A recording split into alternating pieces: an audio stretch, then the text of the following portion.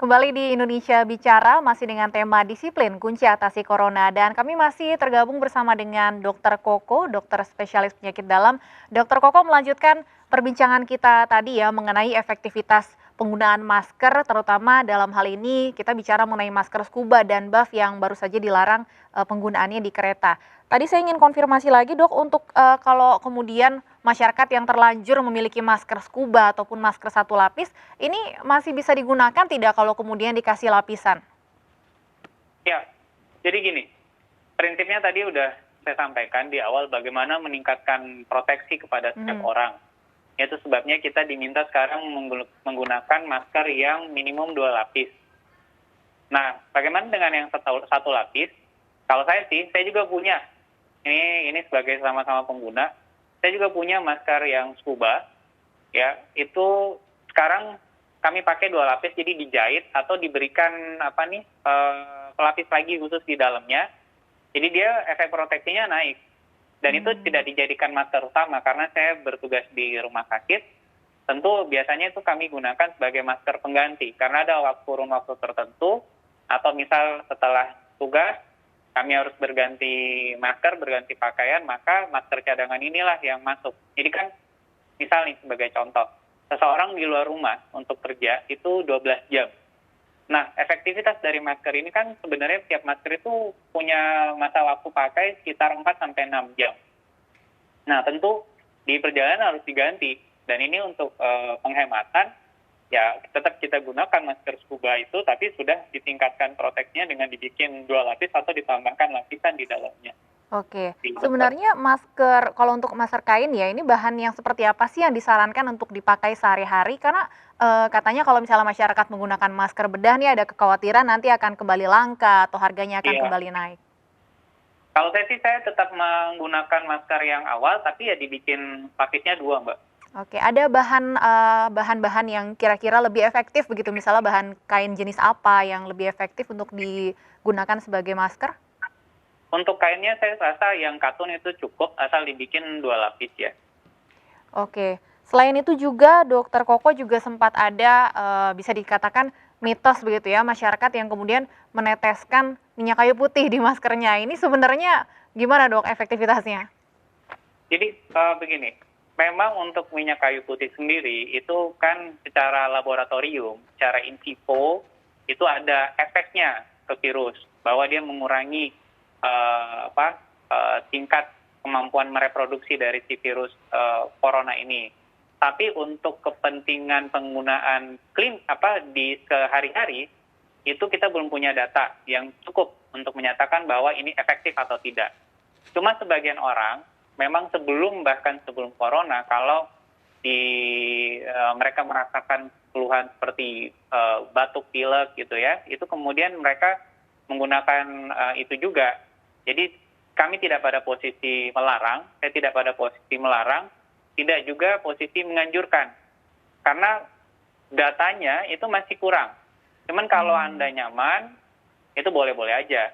Asal tidak kemudian sampai iritatif gitu ya. Kemudian, karena kan itu juga agak-agak perih gitu. Nah, jangan sampai malah merusak kalau dia digunakan secara berlebihan. Baik, Dokter Koko, kalau melihat saat ini setiap kali razia pelanggaran protokol kesehatan masih saja banyak sekali masyarakat yang tidak menggunakan masker ya. Tanggapan dari Dokter Koko sendiri bagaimana melihat fenomena ini? Kalau saya sih ya, saya pengen ada semacam survei barangkali secara nasional atau mungkin media yang teman-teman media mungkin dari MNC yang membuat semacam survei atau mini polls kecil-kecilan gitu yang menanyakan ke publik apa sebabnya sampai setelah masuk bulan ke-7 kampanye hidup sehat itu, bahkan untuk urusan masker sebagian itu masih belum disiplin, masih belum menggunakan apa yang mereka pikirkan. Mungkin ini harus kita ketahui juga, supaya nanti alasan-alasan itulah yang kemudian disampaikan jawabannya dalam kemasan yang lebih bisa diterima oleh masyarakat. Itu Oke. satu poin. Di sisi lain, edukasi harus jalan terus. Kenapa kita ya kayak tadi kita lebih melakukan pendekatan yang persuasif, yang memberikan konten yang bersifat edukasi. ke masyarakat. Karena bisa saja dia lalai, lupa, ya sebenarnya orangnya menggunakan, tapi kemudian lupa, itu bisa terjadi.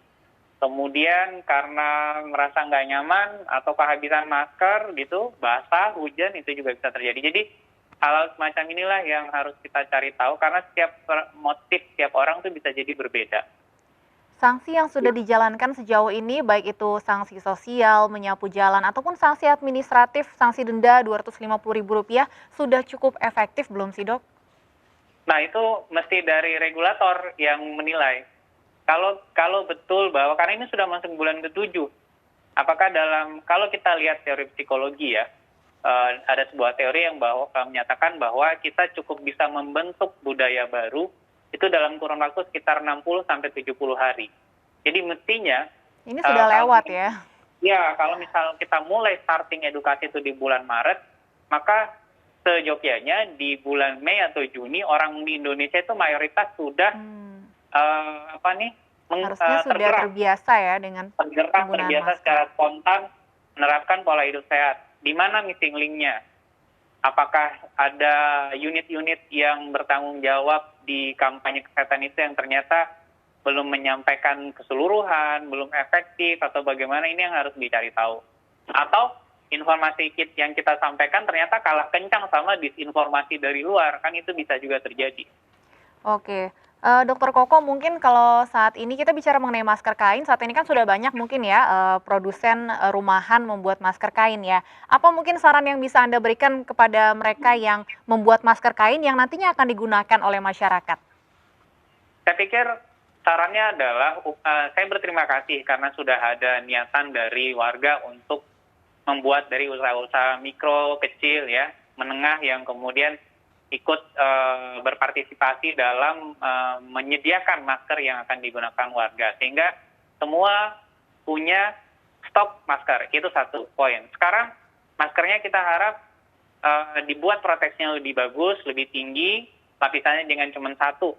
Bikin 2 atau 3, sambil tetap menggunakan, sambil tetap memperhatikan faktor kenyamanan, satu, sambil tetap memperhatikan faktor tidak hanya efektivitas dan kenyamanan, tapi juga barangkali lebih sifatnya, ini menarik maskernya sampai semua orang tuh merasa bahwa ini bukan cuma faktor keamanan dan kesehatan, bukan kenyamanan, tapi juga mungkin ada unsur fashion di sana. Ini juga bisa jadi cara kita untuk melakukan pendekatan ke masyarakat.